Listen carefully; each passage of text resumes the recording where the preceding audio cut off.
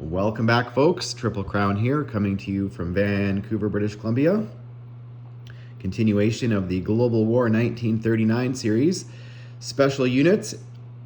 The topic of this episode is going to be submarines, destroyers, coastal submarines, corvettes, and subchasers.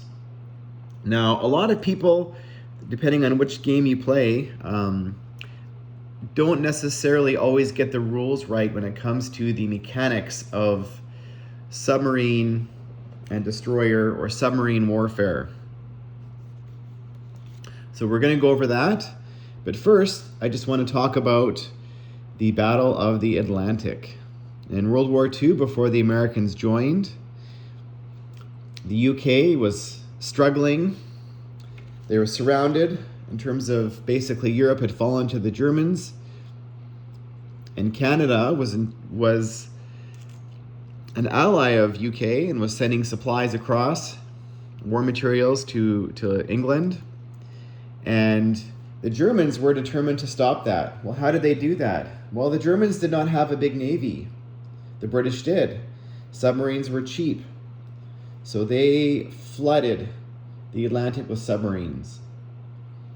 And the British and the Canadians had to get supplies to England. And this was a crucial part of the Second World War in terms of keeping England afloat. And the Germans were very successful early in the war at stopping those supplies getting across. And the Allies did not have the resources to necessarily build destroyers to allow their convoys to travel safely across. So they invented something called a Corvette. And it was a smaller unit that had sub-detecting ability. And so they, were smaller, and they would be a part of the convoys and played a key role in securing Britain, getting supplies across. Now, in the original 1939, the Germans had the ability to purchase submarines for cheaper. For 5 IPP, and 2 submarines paired together, instead of attacking at a 4, would attack at a 5. And depending on how many resources the Germans were willing to spend, I've played games where the Germans just dominated the Atlantic, and every time the Allies put a submarine on the board, the Germans were there to pounce, and it was deadly. And I've played against my friend Hilltop Hillbox, and he loves to span submarines. I'll just place 10 submarines on the board, and it is because he knows the way to combat that is to buy destroyers. And if you're building destroyers instead of transports and ground units, that makes Kurt very happy. So this is a crucial dynamic of the game. In the original 1939, it was a 1-to-1 ratio, meaning one destroyer could detect one submarine. So we've changed that ratio. Now, a destroyer, we thought that was a little lopsided, can now detect up to 2 submarines. And a Corvette, or the Americans' variant, is called a subchaser. A little bit of a different sculpt. Actually, sorry, that's the Canadian Corvette. This is you can see the stack is in the middle on the subchaser, and the Corvette is in the front. Is a 1-to-1 ratio. And also, the Germans have a coastal submarine. Now, they're the only nation in the game that can purchase coastal submarines because they have to remain next to a coastal territory. This is the Type 2 coastal submarine, which is available from HBG. Same with the subchasers and corvettes. Now, there's going to be a limit on the amount of corvettes and destroyers you can have, or corvettes and coastal submarines you can have in the game. I believe it's 5. So if you've got 5 on the board, you cannot, it's not a cheap naval unit that you can just span the board with. But we wanted this dynamic of the submarine Atlantic battle to be relevant in the game. And we wanted it to be somewhat balanced. So we spent a lot of time on the ratios and all this kind of stuff. And so we're also going to say that, let's just pretend that 3 submarines are attacking 1 destroyer. Well, the submarines do not get that sneak attack, meaning that the 2 submarines let's just draw it out here. The 2 submarines attacking this 1 destroyer. Let's say 3, sorry. So it detects 2. That does not mean this one gets to come in with a sneak attack and have its shot before the destroyer gets to return fire. We are going to say that the destroyer always gets to return fire. The other naval units maybe not so much. So if there was a cruiser over here, that this would get the sneak attack at the cruiser or the aircraft carrier, but the destroyer would always get to return fire. And if this was attacking a sea zone where there was a naval base and these fighters scrambled into the sea zone, we are saying that once the submarines fire, they are seen. So there has to be a destroyer present for this, but once they fire, they are seen, and they get to the fighters get to return fire on the submarines. So that's in terms of dynamics of what's different between the original 39 and this one. That is the dynamic that's different.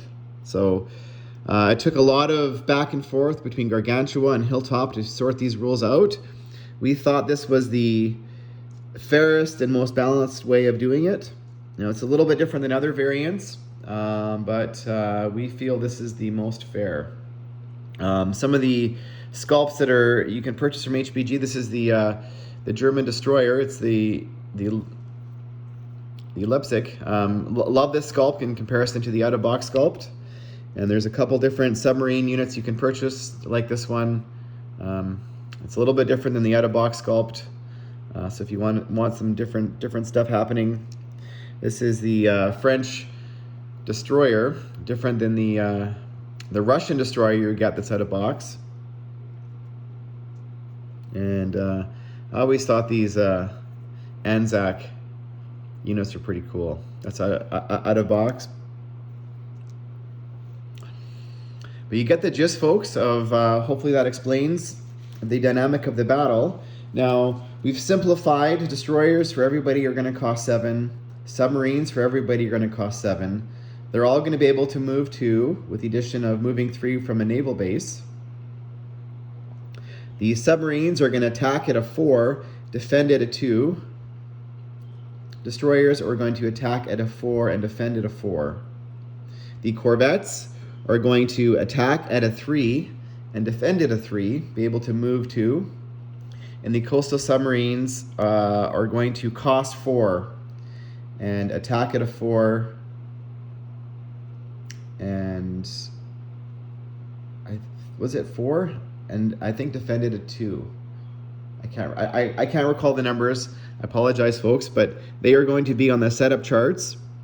But hopefully in your games, you guys enjoy this dynamic of the submarine/destroyer battle. We hope we have the math right. That was the objective.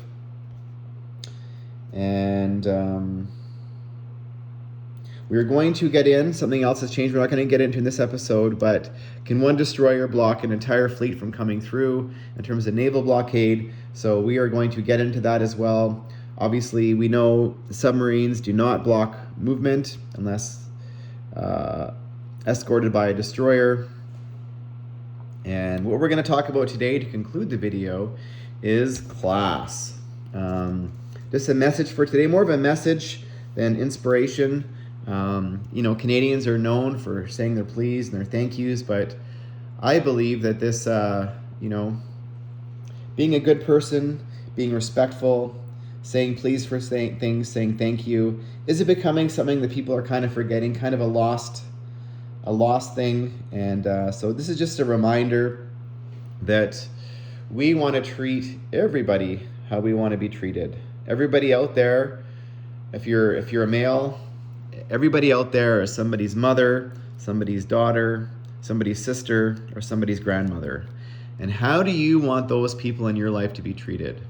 So I always go by the rule that you treat every female that you meet like they are your mother. And because somebody's going to be in a position where, they're going to be, treating your mother or sister the same way. So you want to sort of pass it forward, so to speak. In terms of being kind, is it a forgetful thing that, holding the door open for somebody else? letting somebody else go before you if you arrive at the same time. You know, when you see people in public, just giving a friendly smile, or, you know, sometimes when you're driving your car, you know, just give somebody a friendly wave. I think these small little gestures, folks, they go a long way. And if we're all, you know, a little bit kinder or whatever it is, you know, I believe that in karma, and it's going to come back to you or come back to people that you care about. So that's the message of today, folks. Thank you for watching, and stay tuned.